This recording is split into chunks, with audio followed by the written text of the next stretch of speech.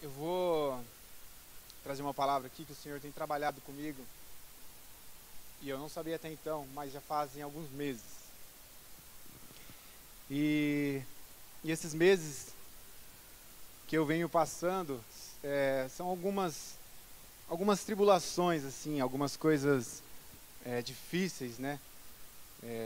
Em todas as áreas. E eu acredito que todos temos, então eu creio que é uma palavra para você. Então receba isso também.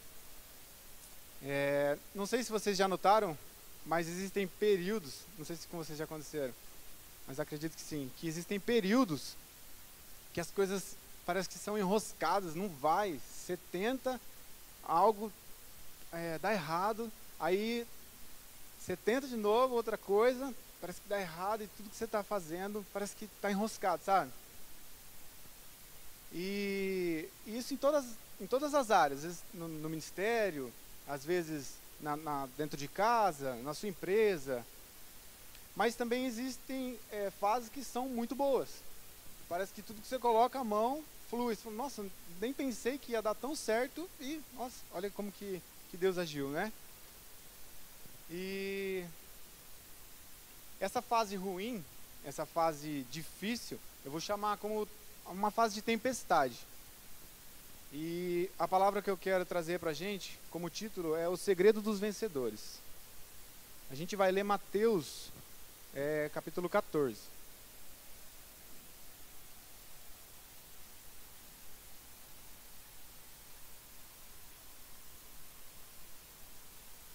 Versículo 22 em diante.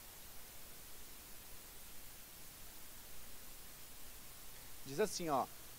Logo a seguir, compeliu Jesus os discípulos a embarcar e passar adiante dele, para o outro lado, enquanto ele despedia as multidões.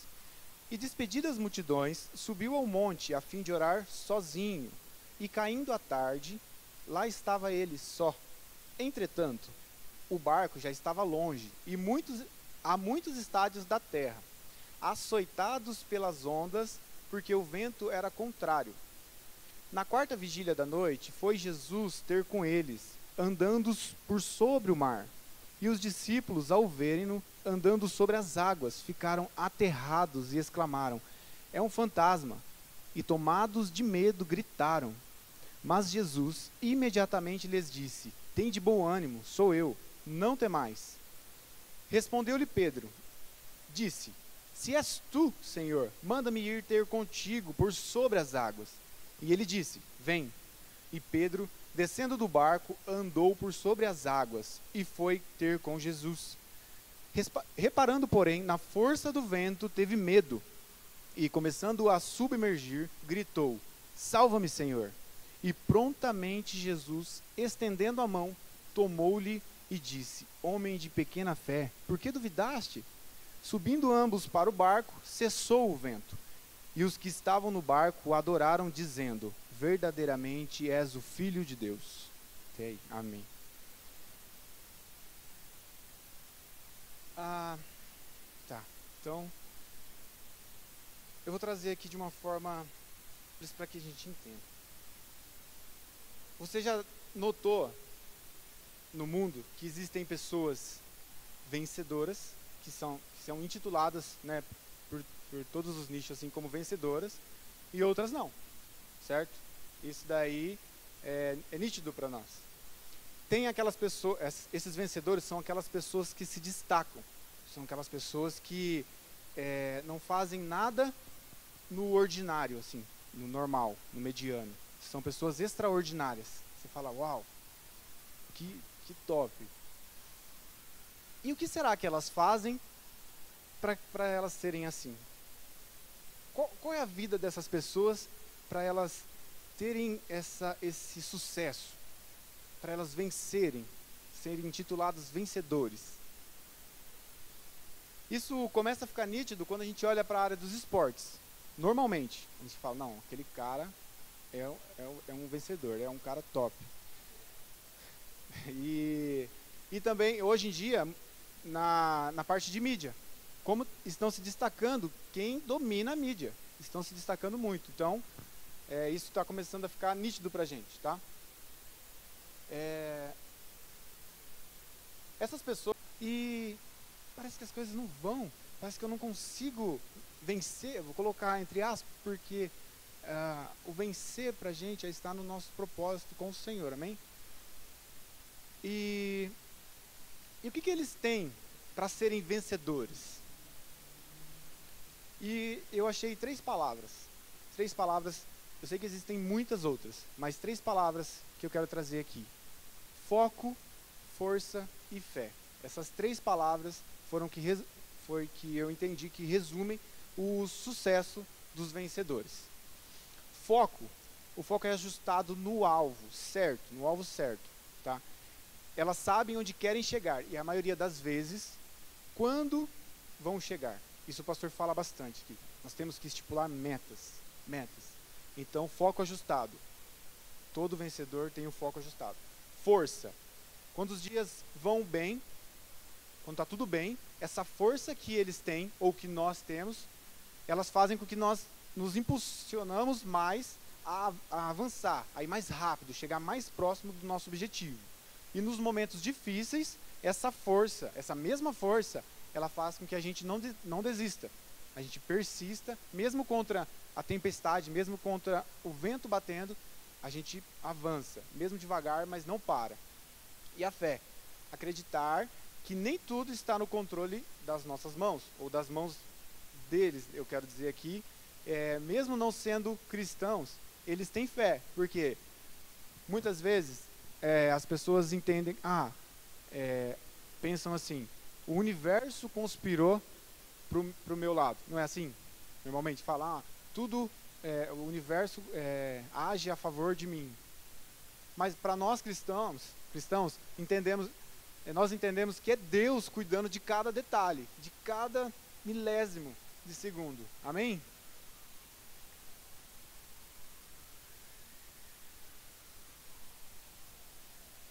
E muitas vezes nós, como cristãos, não conseguimos atingir os nossos alvos, multiplicação de célula, fluir no ministério, às vezes na família, porque nós não estamos cumprindo princípios que a Bíblia nos traz claramente. Foco, força e fé, persistência, olhar para Jesus e fé, aonde a sua mão já não alcança mais. A gente muitas vezes não cumpre isso. E às vezes é essa chave que tem que virar para que nosso ministério em geral, pensa na sua família, em tudo que você está inserido, tudo que Deus te confiou.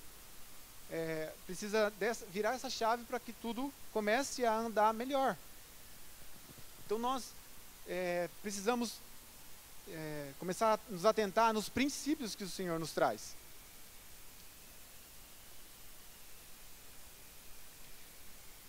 Por que parece, tipo assim, eu olhando, eu refletindo, por que para mim é tão difícil? Por que a minha vida é muito mais difícil que a do pastor? Por que a minha vida é muito mais difícil que a do Fê? Ou do que qualquer outra pessoa aqui? E você pode olhar para mim ou para qualquer outra pessoa aqui e falar assim: nossa, mas minha vida é muito difícil. É muito mais difícil que qualquer um aqui, ó.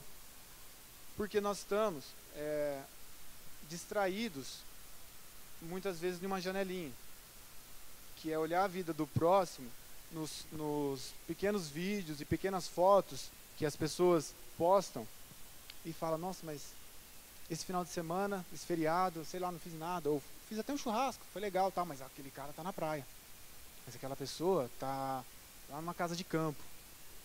Então a gente está distraído, desfocado do que o Senhor tem para nós. E aí parece que tudo na minha vida é pior, tudo é mais difícil, tudo não flui, tudo não vai. Mas se você sentar com uma pessoa e ouvir a história de vida de muitas pessoas, creio que estão aqui também, você vai falar assim: uau, que história de vida, eu estava reclamando de barriga cheia. E infelizmente a gente tem olhado muito para a vida dos outros através da mídia. Isso está ficando enraizado na nossa mente, né? De um tempo para cá, mais ainda.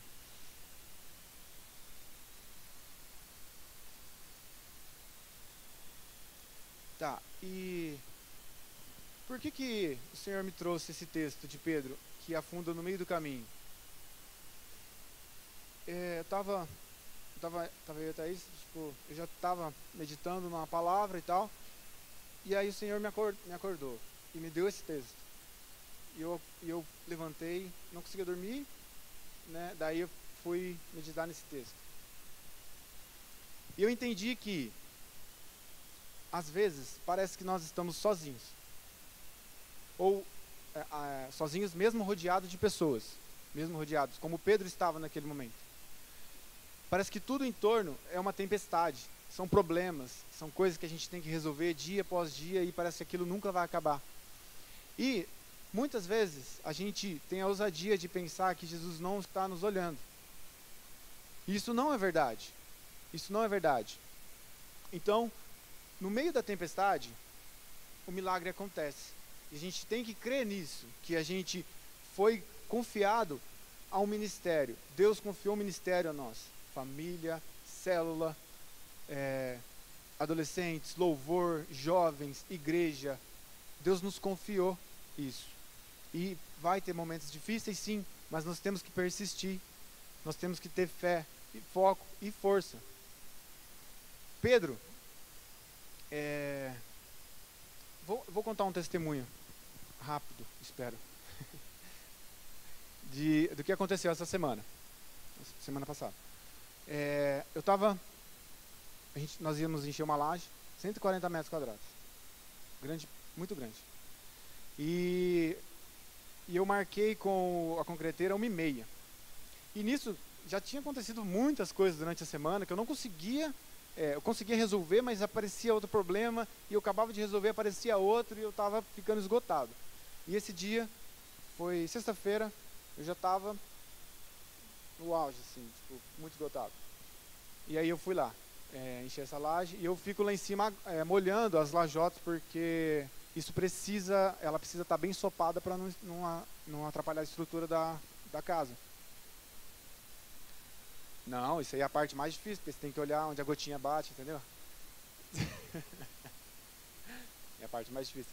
Mas enfim, aí eu tava lá e 1h30, os pedreiros já começaram. Lincoln, cadê o concreto?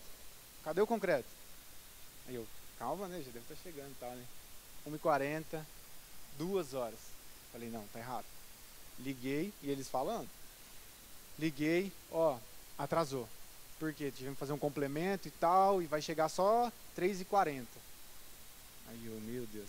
Aí eu parei de falar com ele, falei com o pedreiro lá, falei, cara, não vai dar agora, só 3h40. Ah não, então eu não vou encher mais.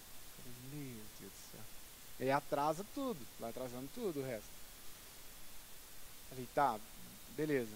Aí eu falei pro cara assim, calma aí que já te ligo.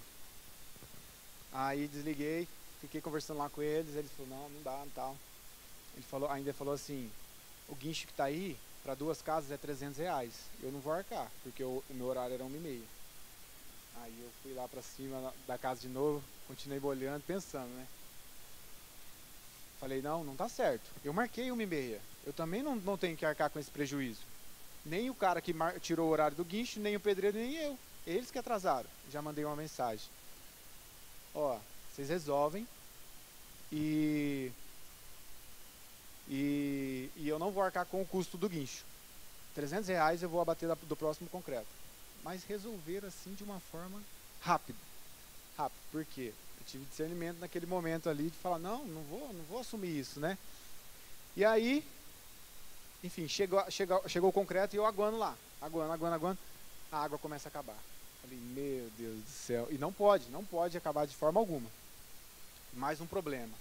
No meio daquela tempestade toda, porque já tinha, lembrando que a semana já tinha sido turbulenta. A água acabou. Aí eu corri lá embaixo, fui nos vizinhos e tal, nada, não tinha mesmo. Vi no latão, nada. Subi na laje e os meninos lá concretando a parte que eu já tinha molhado. Concretando e o caminhão cheio. Eu cheguei lá no fundo lá, os meninos concretando ali, eu ajoelhei na laje assim, falei, Deus, tudo que eu tinha que fazer, tudo que estava nas minhas mãos, o que eu poderia ter feito, eu fiz. Eu não tenho mais nada, dinheiro não vale de nada agora, influência ou qualquer coisa não vale de nada, é o Senhor, porque não tenho o que fazer. Eu acabei de orar, eu mexi num ferrinho do lado assim, ó, um araminho que estava assim. O pedreiro já gritou, Lincoln, corre lá que a mangueira tá lotado o balde lá. Enquanto eu orava, o balde foi enchendo. E eu já glorifiquei o Senhor. Naquele momento, eu falei, Deus está no meio da tempestade. E hoje eu entendi isso. Hoje mais cedo eu entendi isso. Deus está no meio da tempestade. E basta a gente ter foco e crer nele. Mesmo nos dias turbulentos, que ele está conosco. E eu até testemunhei para os meninos, não sei qual é a religião de vocês, tal, porque a gente não conversa, eles não são muito assim de falar. Eu falei, cara, eu fiz isso, isso e isso. E eu creio que Deus fez isso pra gente, tá? Mas, meio sem jeito e tal.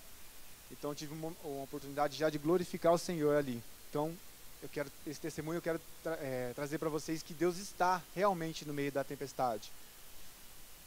E, voltando para Pedro. Pedro, eu gosto de Pedro, porque ele é intenso. Ele vai, ele faz. Ele não mede esforços. Parece assim que ele quer estourar a todo momento, né? E as pessoas dentro daquele barco, na hora que eles voltaram, pode até ter passado pela cabeça assim, cara, mas sei lá, ele afundou, mas andou sobre as águas. Mas ele se distraiu, ele não teve fé, mas andou. E que isso me traz? É melhor feito do que perfeito. Se na tua célula está difícil, continua, persista. Se no teu ministério é difícil, é complicado, os horários talvez, persista. É melhor feito que perfeito. Durante esse processo você vai aperfeiçoando. A gente precisa insistir. A gente não tem que ligar para o que os outros estão comentando ou falando ou de fora. Enfim, a gente precisa continuar. Pedro, ele teve que ter força para enfrentar o seu medo. Ele enfrentou o seu medo para sair do barco, porque a palavra diz que todos estavam com muito medo, muito medo. Ele teve foco e foi andando, olhando para Jesus. E ele continuou andando e vivendo o milagre, olhando para Jesus. No momento que ele se distraiu, sim, ele afundou. E esse processo de andar sobre as águas, ele teve fé. Ele persistiu ali, força, venci meu medo, estou vencendo. Foco, olhar em Jesus. E fé, vivendo o milagre.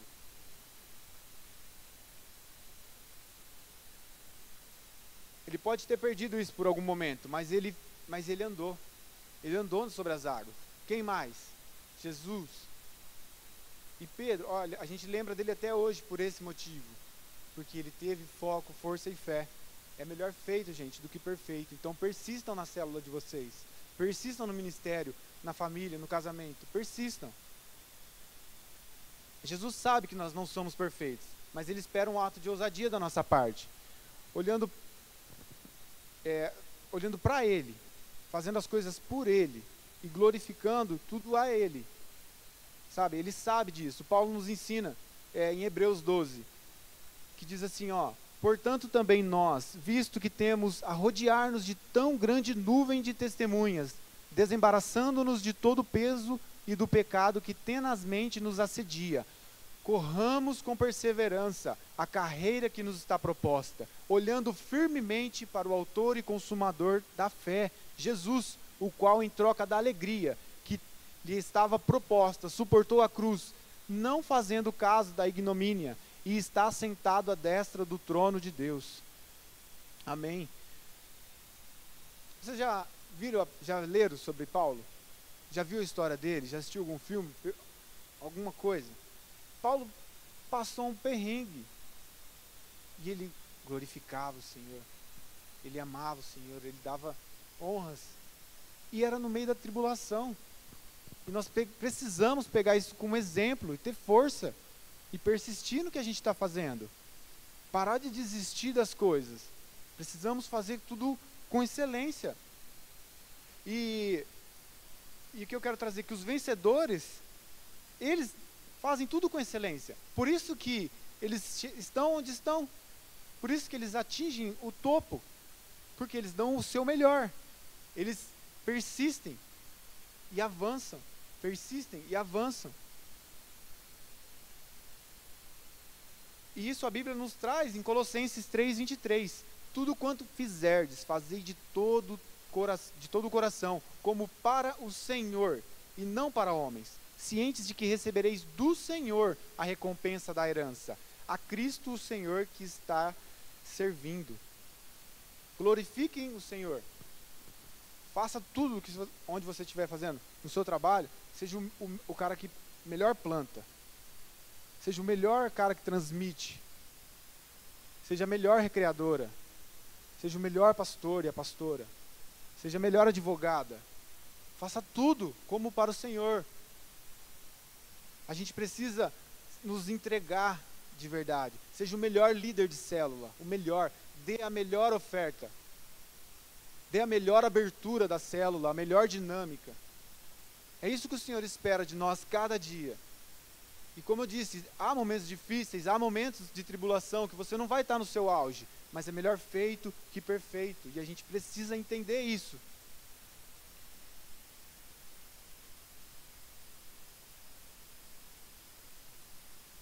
E o que a gente precisa sair daqui entendendo realmente? É que é só por um breve momento. É um breve momento. Os dias passam tão veloz, tão rápido, que a gente nem sabe o que mais está acontecendo muitas vezes. Passa, e a gente já é segunda de novo, e já estamos no final do ano de novo. Então, esse breve momento vai valer a pena, porque no meio de toda essa tempestade, vai ter Jesus segurando a nossa mão e nos trazendo para perto dele, e a calmaria vai chegar. Amém? Amém, pastor? É isso.